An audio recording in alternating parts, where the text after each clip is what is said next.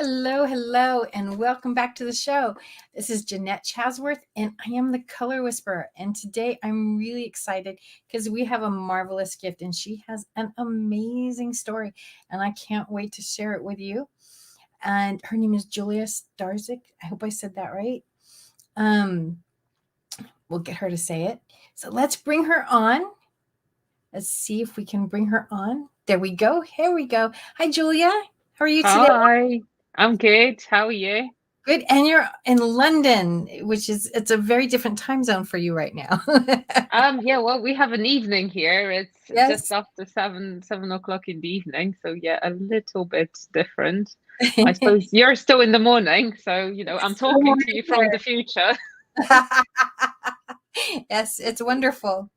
So I read a little bit about you, and you had a really interesting pandemic. You did a huge pivot. Can you tell me a little bit about that?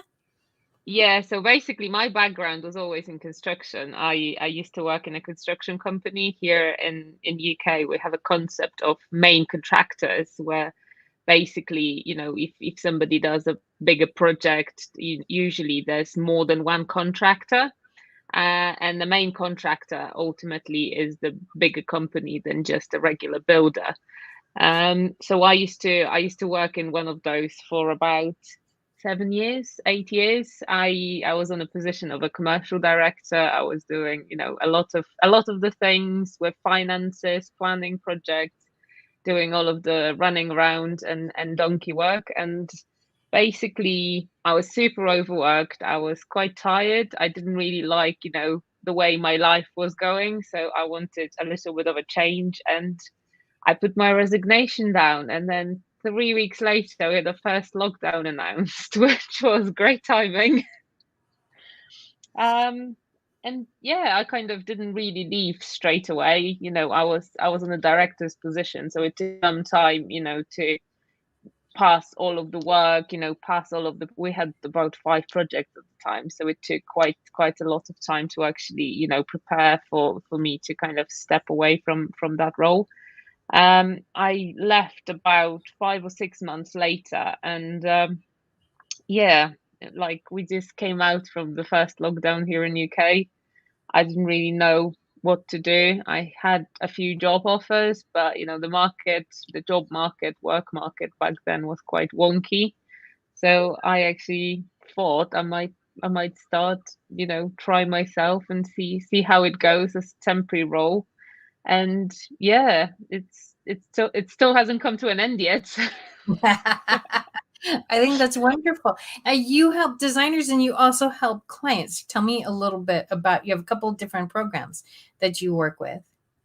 Yeah, so it kind of depends. Well, again, like in UK over here, we have project managers, quantity surveyors, all sorts of consultants.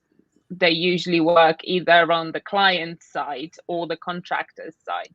So it's a little bit different in terms of which side you choose, because, for example, the contractors, project managers, and QSs, they're very much hands-on. They're on site every day.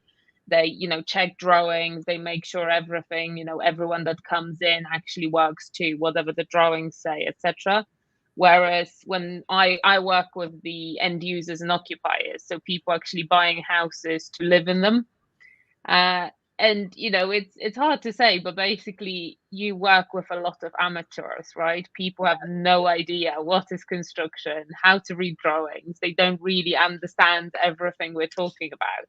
So it does take a lot of explaining, hand holding, and just normal conversations. So yeah, I kind of decided I enjoy this side a little bit more. And nowadays I mainly work, on the client side. I do work with designers. I mean, I don't design myself. So usually the people who do the design, they pass over whatever it is they've created, and then I put a number on it. So I usually say, well, the budget for this should be X. This is how we should execute it in the best way to mitigate all the risks, or minimize everything that can potentially go wrong.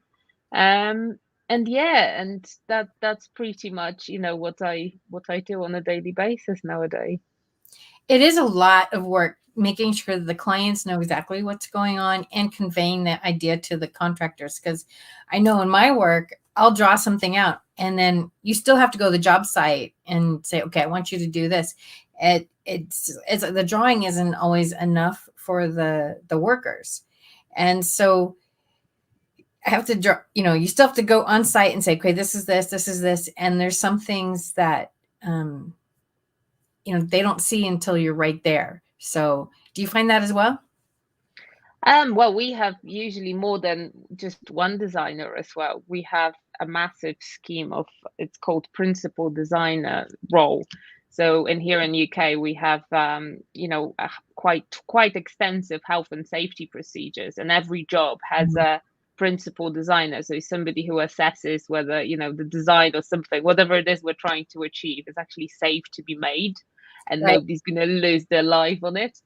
Um, and then usually you have, the concept designs, or you have interior designers, putting the scheme of this is how we want the final product to look like. But we also have all the people along the lines of structural engineers. There might be M&E consultants. There might be all the AV people. Nothing in the typical smart homes. There's nothing really easy, right? Everybody wants just a simple installation, but simple is never easy, and simple is never cheap, right? Right, right. So So is yeah. that because you get to work on a lot of really old homes? Now here in California, an old home, my house is almost 100 years old, which is here, that's like amazing. Now in London, that's like still a baby. So do you get to work on a lot of older homes and Yeah, I mean, 100 years is it's a good age, I would say. I mean, yeah, we have plenty of listed buildings here in London, and even if the house isn't listed, it's probably in a conservation area, so there might be features that need to be preserved. That not everything we might be allowed to change. There's a lot of heritage involved, and planning permissions are quite strict, depending on the area as well. But usually there's a lot of stuff to take into consideration, and a poor designer may not always have all of that background and knowledge, and it's quite hard to manage everything, including the client's expectations, being just one person. sure, sure. What would you describe as your favorite project that you've got to work on? Oh God. Well, every project is probably my favorite, because I like them all for different things, to be fair. Okay. um I mean, the project I'm working on now is quite interesting. The lady bought herself a lower ground floor flat. Lower ground is what London is usually created where you don't really have a full basement, so it's kind of semi underground, and there's like half of the space is above the ground, so you have 5, 6, 10 steps to actually get to the ground floor. So we call that area a lower ground floor. She bought herself that type of a flat because it usually comes with a garden, and she wanted to have a dog. Um, so she actually bought a place after an 85-year-old lady who suddenly passed away. And it needed quite extensive work to actually get refurbished. She was unlucky that her contractors went bust in the process, and so she lost quite a significant amount of money in the process. And yet, she's super excited about the whole scheme. She can't wait to actually have the house finished. I mean, financially, there's going to be quite a big dispute with the original contract administrator and the person who actually dealt with the job. But for me, it's just super interesting to see, like, after a disaster like that, I would probably be absolutely shuttered, and couldn't even think about, when am I going to move in? How is that going to look like? And she's just completely on it. She just knows like, she's responsive. She knows exactly what she wants. She knows everything, house, and she knows the place inside out. She just can't really execute it herself. So she brought me on board to actually help her finish the house. But do you find there's a psychological part of your work then? I know for me, that's always an element of keeping the clients calm, because it's a lot of change and you've got strangers coming in and out of your house every day. It's a lot of stress. So what techniques do you do to kind of keep them going through that process and keeping them calm, especially when things really go wrong? Well, it's 100%, a little bit of that psychological element, like you said. I mean, trust is, if there Very is no trust between us, there's no project, right? It's that important. It's a go or no go element. But basically, well, we meet clients for the first time. We don't really know each other, right? So I usually go through that process of actually understanding what are the things that they treat as the must-haves. And usually people are very specific. It might be very small things. For instance, this client, this particular client, she's absolutely brilliant on that front, because she said, I've got 4 must-haves that I absolutely want. This is the only reason I'm refurbishing this flat. Otherwise, I would move it. I want to have a huge bath. I want to be able to sit in the bath and watch TV on the wall in the bedroom. I want to have an air conditioning in my master bedroom. And I want to have a sparkling water out of my kitchen tap. Do you know what I mean? It's super specific. It's actually, if you can deliver this, I'm sold. I want it. I want to do the job, right?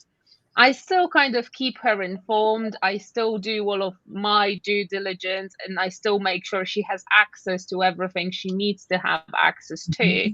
Whether she reads that, whether she looks into that, it's another matter. It's her decision, right?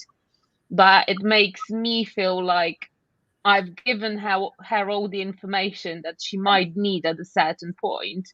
And this is another element that builds the trust as well, because she knows it's there.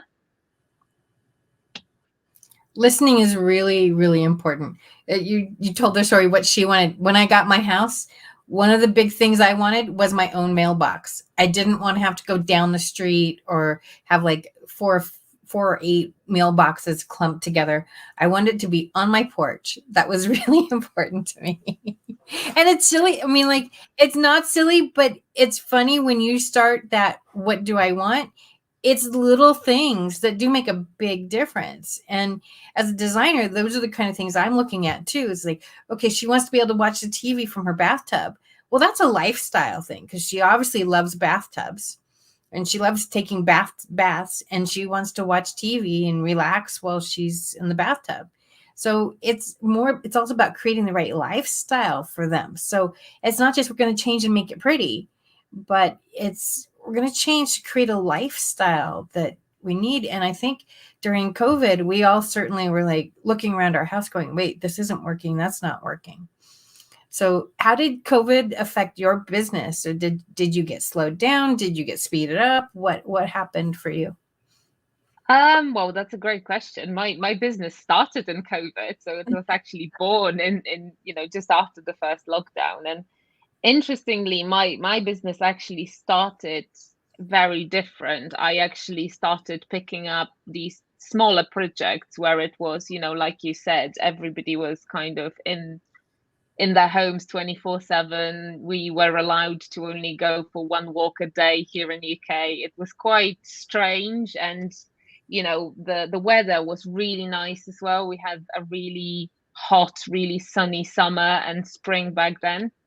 So everybody started thinking about, doing small changes, and suddenly everybody had to, move the office home as well, right? Because the Right. whole work from home became a necessity, right? And everybody suddenly realized, working off a dining room table or, in your living room with your laptop on the couch, it's not really a permanent solution. So I started kind of picking up on, things like, I don't know, there might be a garden project where somebody would want like a little garden studio or something like that. But it was mainly the people who had absolutely no idea where to even start with it. They were completely snowed with the amount of work they had themselves, because they had offices to be moved. They had all of the tech issues to resolve for their works, businesses, etc. So their interest in actually getting involved in the project was very low. And that's really where I came in handy, right? Because that's Right. when I just took on, almost like a PA role on that scale of the project. And yeah, that's really how it all started. And then from there, it started growing to where I am now. That's awesome. And you help designers too. You with finding the right contractor. Tell me a little bit about that. Um, So, well, there's loads of ways to actually find a good contractor, right? Usually, depending on the project, depending on the aims of the project, whether we're talking, whether if somebody has a very tight budget and they have to close in that budget, then we would probably go into a negotiated tender or, semi-negotiated, where we would go into competitive tender, asking for several quotes from several different companies, several different builders, and then negotiate prices down and choose the best one.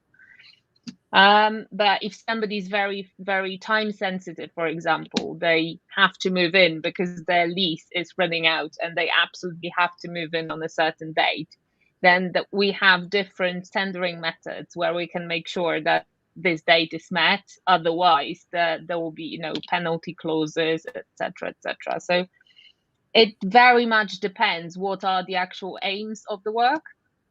But I quite like, I usually do an interview as part of the tender process. So, the client gets to know the builders, they kind of get to talk to each other, whether they like each other or not, because, we're still human.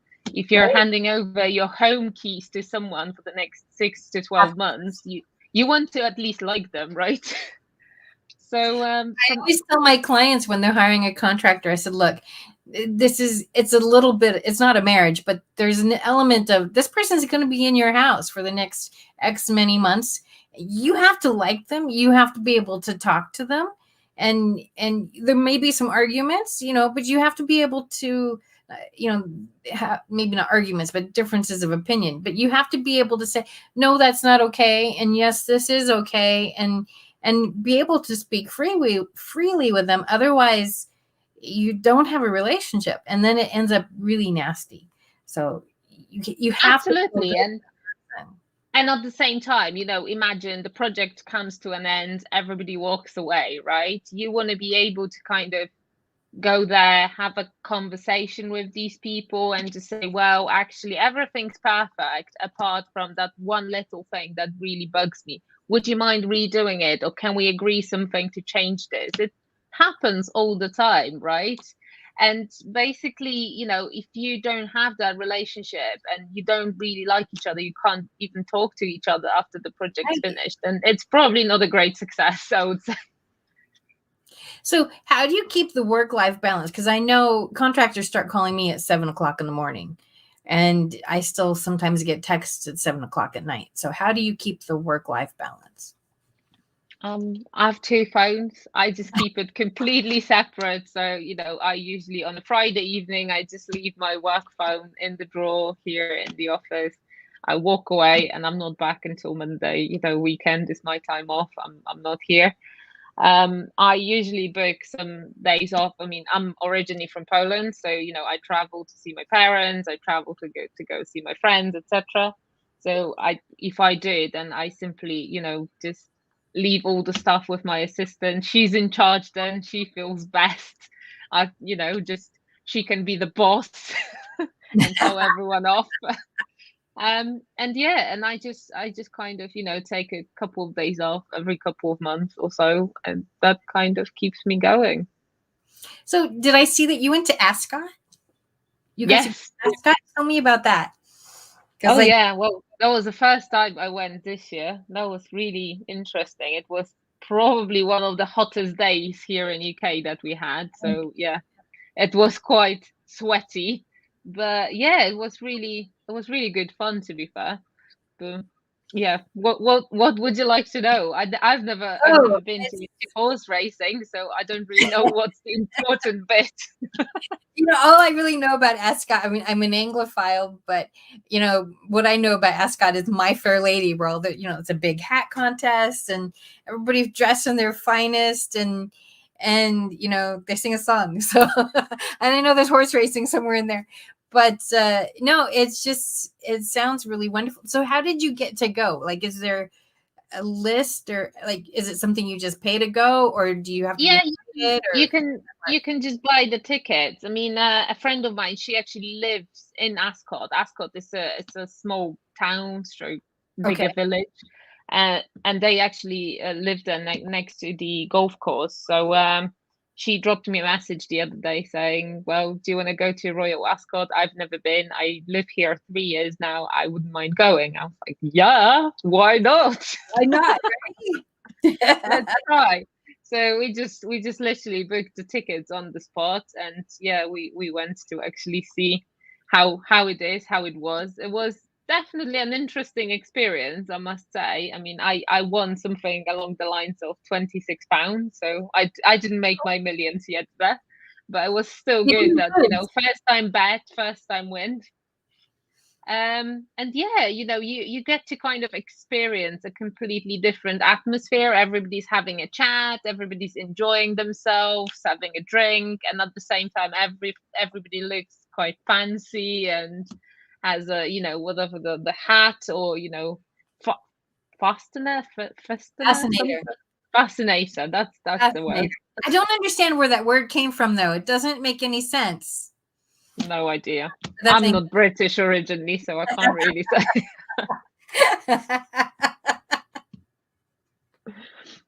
Oh, I think that's wonderful.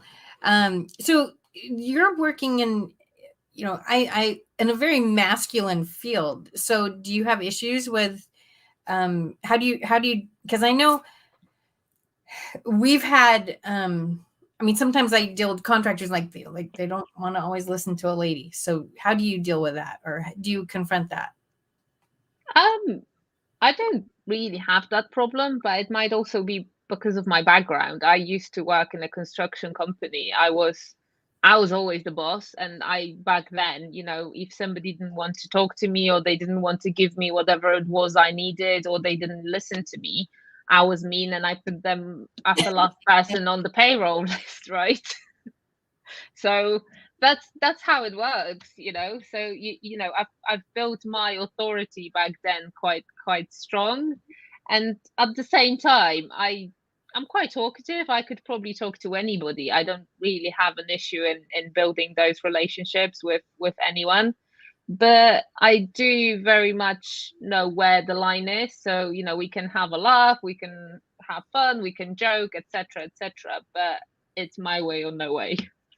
That's basically, yeah, how I set my boundaries. And yeah, to be fair, I mean, I don't think I ever had an issue, or I ever had anyone say to me, that because I'm a woman they're not going to listen to me or something. I never really had that, to be fair. That's good. That's good. Do you work just in London, or do you work virtually? Do you work beyond London? So well, it's a great question, to be fair. I've got a tendering offer where I help. It's mainly for the designers. So if somebody designs whatever it might be, a house, a flat somewhere, and they need help in terms of explaining to the client how much the cost of this refurbishment of the work, or whatever it might be, should be, what's the best way of actually putting together the tender before sending it out to all the builders or contractors to get the prices back, or if somebody's already in the contract. In UK we have a couple of different types of standard forms of contract. The most popular one is called a JCT, and yeah, so basically, if somebody needs help either drafting this type of a contract or explaining how it works, and what clauses are there, what they mean, and how to make sure that the contract is robust enough to actually protect them, then I can do that remotely, and that could be anywhere in UK, because it's a universal English law, really. Right. But if the work, is a longer term, for example, if somebody wants me to manage their project, or oversee the contractors, oversee the subcontractors, etc., then it's usually more local. I don't even work around the whole of London, because London's It's big. the road surrounding London is 400 kilometers. So it's 50 kilometers high, I think, and 70 kilometers wide. So it's quite big. It is. Um, so I don't even work in the entire London. I usually work in the west part, and more central. But yeah, I kind of try to keep it more right here, local. Yeah. And do you have a website, or how can people reach you? Yeah, well, I'm pretty much on all the social media. That's where we met each other, right? Yes. Uh, so I'm under my name and surname, Julia Starzyk, but I also have a website. It's starprojects.london. If anybody wants to have a look, flick through, feel free. That's awesome. Is there anything else that you want to say here? Well, I'd love to know a little bit about you as well, and if you Oh, want to tell me what sort of projects you do, how do you work? sure, sure.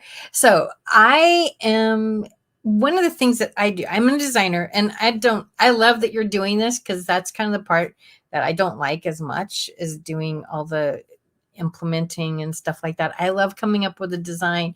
I love working with the clients and kind of saying, okay, this is the idea. And putting it together, and then like all the little fine stuff, that's where I'm kind of like, okay, I'd rather somebody else do that part. But it is me, myself, and I, so I do it all, and it's all part of the journey, and it's wonderful. One of the things I love to do is, um, I'm the color whisperer. There's 4 parts to that. One is color theory, which is pretty normal. All the designers know that. Color psychology, which it's scary to me how many designers throw that out the window, because it's such a huge part of our environment, and it affects us. How do you throw something like that out the window? I can't understand. And then I use a wardrobing technique that gets in touch with your energy. So it's the colors, shapes, styles, and textures that really reflect who you are. And because I like furniture more than I like clothes, I dress homes, and I use the same technique. So I tend to get a lot of people who are going through major life changes, and they're kind of asking, who am I for the next part of my life? And as you know, whenever you're taking on that major remodel, you're asking that same question, is like, this house does not reflect me right now. I don't like it. I'm recreating a new life. I'm creating a new lifestyle for me by redoing this house. And so what I do is I come in and I show them not just the hidden beauty they're not seeing in their house, but the beauty they're not seeing in themselves. And so they tend to come to life after that. So this has always been my way of healing. I've always seen design as a healing thing. And the 4th part is I do actually do some energy healing that goes a little bit beyond the color psychology stuff. These two things are really huge in creating a healing environment. And people who want another layer of it, I can actually help them heal, going through grief, going through maybe empty nesting. So all of these things come into play as far as creating a healthy environment for them and giving them a new lease on life. So that's what I do. I typically work one-on-one with clients. I do have virtual stuff that I can do as well. I'm not, this isn't, I can work all over the world. So that's not, the magic of Zoom, before, that's one thing I can thank COVID for, because before COVID, people were like, oh, no, no, no. But now everybody's so used to Zoom being in their house and working this way that they're more comfortable with it. So I have COVID to thank for that. So I can do a lot. I can look for product for them, mail them. We still can use snail mail and some of the more old-fashioned techniques, but they work, right? Absolutely. So that's a little bit about what I do. And I love watching my clients transform and their homes transform. It's magical. Yeah, absolutely. Do you have like a favorite moment in the process or in the project that you just absolutely love? Okay. So, yes, there's a place where that spark happens, where of inspiration, creativity, where the client's needs and are met. And then my creativity, I call it a creative orgasm, because that's kind of what it feels like. And it's just like, wow. So one of my favorites I did was I had a client, and she had just had these bookcases that the contractor designed for her put in her hallway, and she hated them. And she looked at me and she says, Jeanette, what would you change about this house? And I took a deep breath and I gulped a little bit and I said, well, I really hate those bookcases. And she goes, oh, so do I. I hate them too. What would you do? And that spark, that lightning bolt happened. And she was of Japanese American heritage, and she wanted to include all that, right? And I looked at her and I said, what if we take the idea of a tansu chest? And for those who don't know what a tansu chest is, it's one of those stepped chests and has a lot of little doors on it. And we blew it out to fill the whole wall with bookcase. So it's part tansu chest, part bookcase. And I still get goosebumps when I look at it. And I called her during COVID. I'd worked on her house maybe 10 years ago. I called her during COVID, and she was, she's in her late 60s, early 70s, and by herself. And I'm like, hey, you okay? You okay? She's like, I'm in my house. I'm happy. Like, if they take my house away from me, I'm in trouble. But as long as I'm in my house, she just feels so much joy. And every time I talk to her, it's just, I just love my house. It makes me so happy. And that's probably my favorite spark moment. Yeah. Yeah, no, I agree. I mean, I usually have a bit of a different moment. So most of the clients I work with, they kind of understand what they're signing themselves up to, but you can't really judge, to be perfectly honest, 100% if they actually understand what the final product is going to look like. We have quite a big imagination, right? We can see a lot of the things ahead, whereas the clients don't always do. And usually there's a moment in the whole process, when the house is completely stripped out, then you have all the partitions coming in, it's starting to become more closed, you have wooden floors put down, etc., etc. And then they come in and then they can see it. It's like that moment where it's finally starting to take shape, and they either love it or they don't. But that's when they actually realize, okay, now I understand. Right. They don't see it. And it doesn't matter how many drawings you do, they don't see it. And then it starts to come to life. And it's like, oh, wow. One of the things I'll do sometimes with clients is I get blue masking tape and I'll put that on the floor, and that helps them visualize it a little bit. So, Yeah. But it is a challenge, and they don't really see. And then the other fun thing too is with you show them samples and like, okay, they look really good when they're small, right? But then when they start coming into life on the building, it's like, oh, wow, I didn't realize this was going to be so pretty. You always get those kind of comments, right? Yeah, absolutely. And usually people are like, wow, I wasn't expect I mean, I knew it's going to be cool, but I didn't expect that. Right. I have to say, for me, even I'm really good at visualizing what's being created. And even still, as it goes through the different stages and you're visiting the job, checking on things and everything, and then you get to go in the end, I usually dress it all up and add accessories and stuff like that. And then you go in and it's like, I have to kind of go in myself as when it's all done and just enjoy it. Because it always surprises me too. It's like, even though I can see it through all the stages, it's still amazing. I compare it to, I'm a surrogate mom. So the clients have their needs. I have my creativity, and my creativity kind of, makes the baby grow. And then I give it to them, and, here's this beautiful baby. And it's not mine, but it's of me, and I had a part in that. So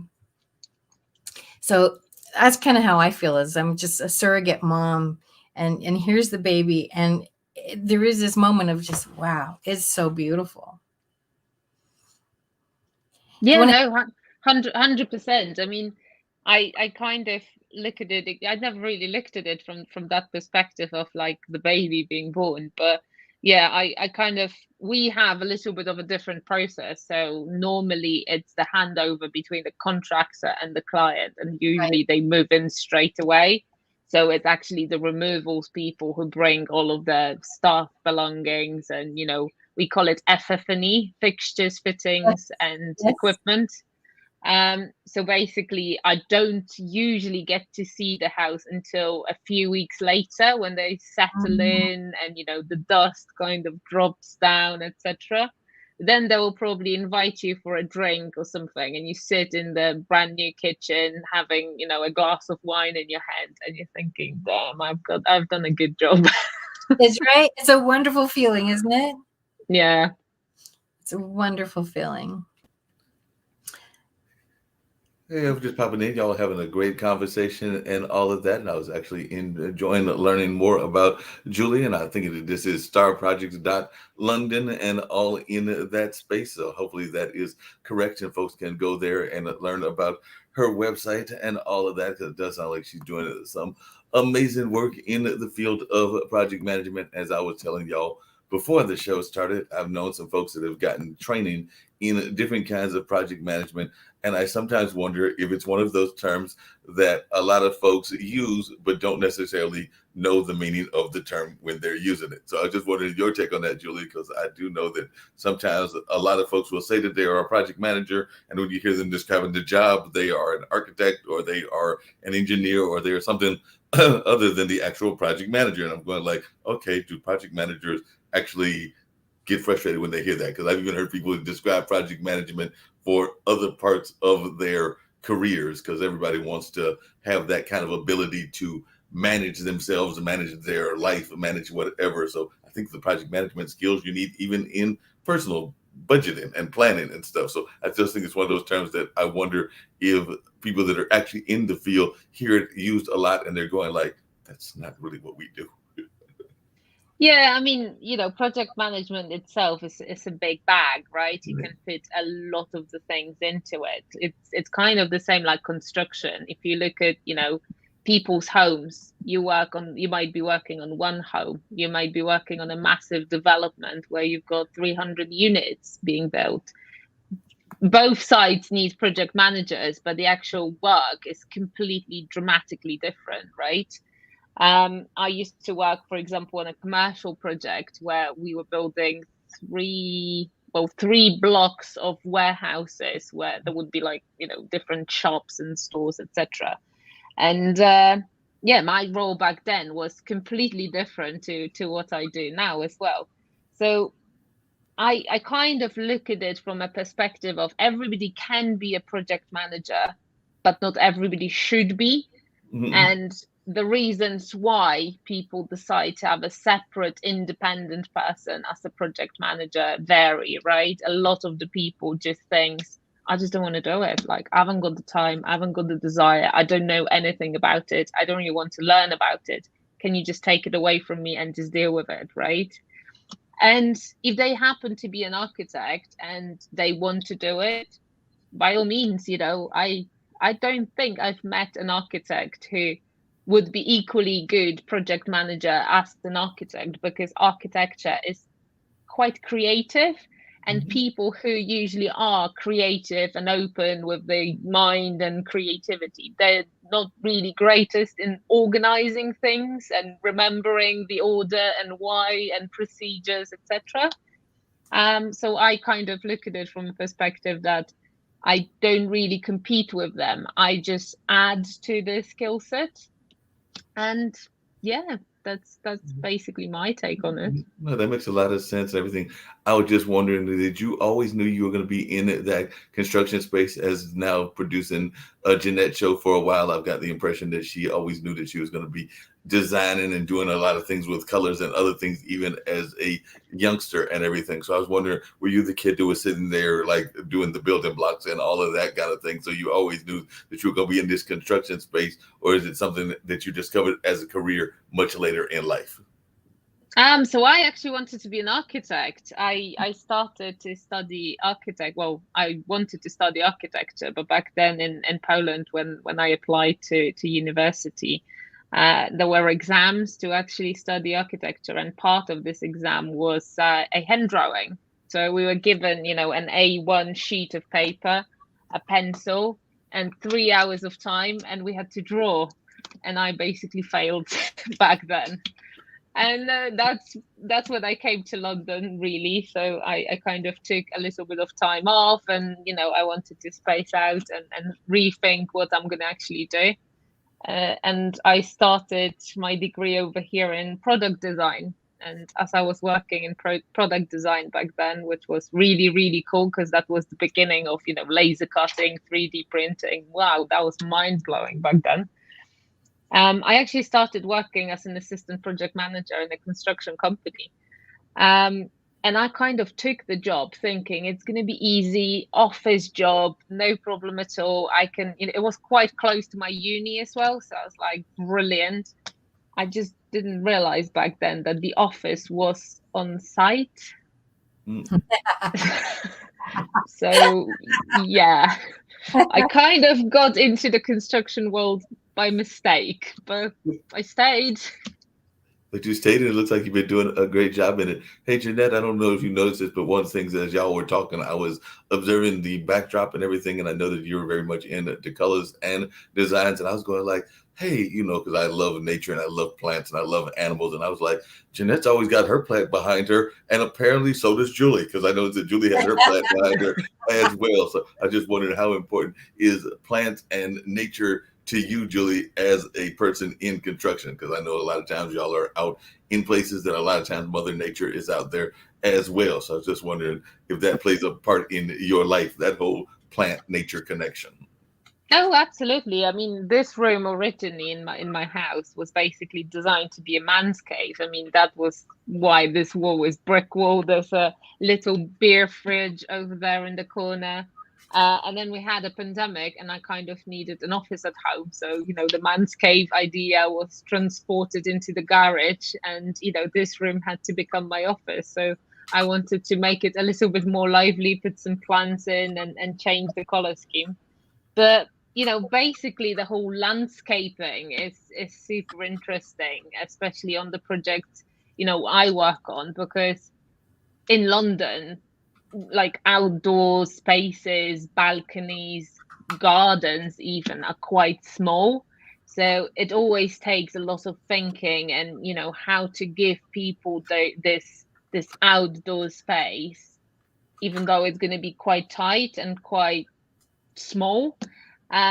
So yeah, I kind of feel that there's a lot to it. I mean, even if you look at the trends nowadays, probably Jeanette can say about it more than I can, but all of the green walls, or all of the glass panels with the greenery behind them, etc. That's pretty much where the trends are going nowadays, right? Yeah. Oh yeah, green is so important, and especially I think after the pandemic, people wanting to bring the outdoors in. It's always been big, but I think it's more important now. Speaking of trends, one of the things that I've been seeing lately, and I'd love to hear both of y'all's take around this, is that a lot of malls were out there and they were very popular, and now they are still the super malls, because I'm actually in Durham, North Carolina, not to be confused with Durham, UK, because I do know that y'all have a Durham as well and all of that. But there have been malls that have close down. And when they close down, then the communities have to try to figure out what to do with all that mall space. So here we have Northgate, there are a couple of other malls, and they're trying to figure out, do we make it into a play area? Do we make it into offices? Do we bring houses in there? And there's still some questions as to what to do with the malls and all in that space. So I just wondering, what are you seeing even in London in those trends? Because there was a time that malls were very popular. I don't know that they're as popular now. So now you got to figure out what to do with that property and all in that land. So I just didn't know what you were seeing being done in that space there around the UK and around Europe. It's a great question. I mean, I don't really know, to be fair. It's almost like the high streets generally, and all of these types of areas, they're becoming empty.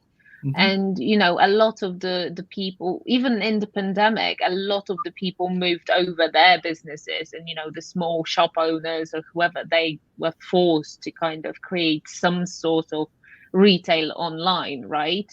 And a lot of them didn't come back. So I don't really know what's going to happen with those spaces going forward, but they're quite, sadly empty at the moment. That is too bad. Yeah. But here we have, there's been more towards the outdoor mall in LA, but we went towards the indoor malls, and the indoor malls all started making everything white, and it just feels very sterile. Whereas the outdoor venues are more like your high street, Julia, and there's a more cozy feeling to them. I think, people like to shop. I think eventually they will be still shops and stuff, but a lot of places are losing a lot of storefronts. This has been so awesome. I've been loving talking to you, Julia. This was amazing. I love what you do. I wish you did it here. I would work with you. Well, y'all just said it can be done virtually, so y'all can do a virtual project together. We just got to find somebody that's going to do the project with you. So this was. I'll happily come for a side visit in California. No problem at all. I'm pretty sure the weather is much better there. Just a little. All right. So if you'd like, we can have you come on another time and we can talk some more. But that would be a lot of fun. And I thank you so much for coming on. If you liked listening to Julia and what she does, check out her website at Star Projects London. Thank you so much. Thank you for having me.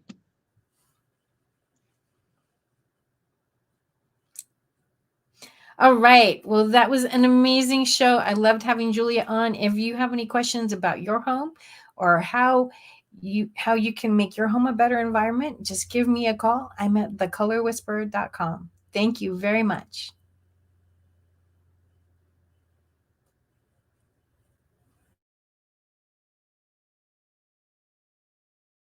You know that song, More Than Words? Gosh, I hope your culture is just more than words. More than words on a wall, more than words in a handbook, more than words on a website. More than words. How is your culture showing up, living and breathing every single day? Food for thought. My name's Shelley Smith, and I am your culture curator. At Shirley Lou and Associates, powered by First Financial Security, our mission is to help all people achieve financial security and peace of mind. My team and I are here to help you reach financial security tomorrow and for generations to come. She is one of the most sincere and compassionate people that I will ever meet in my life. She sincerely wants to build a legacy where no young woman that she meets is left destitute, that they are able to be self-sufficient, to provide for a family in an emergency, to build for their future and for our future generations. At Shirley Lou and Associates, we are changing the face of insurance and retirement plans. Our mission is to lead, empower, and grow.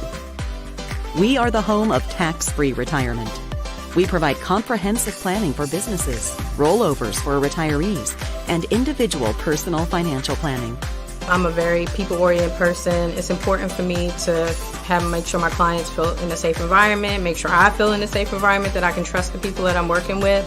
And I feel that here working with Shirley and my team. These people are more like family to me. We believe entrepreneurship is a possibility for all walks of life. Reach out to us. We would love to have a conversation to see how we can help.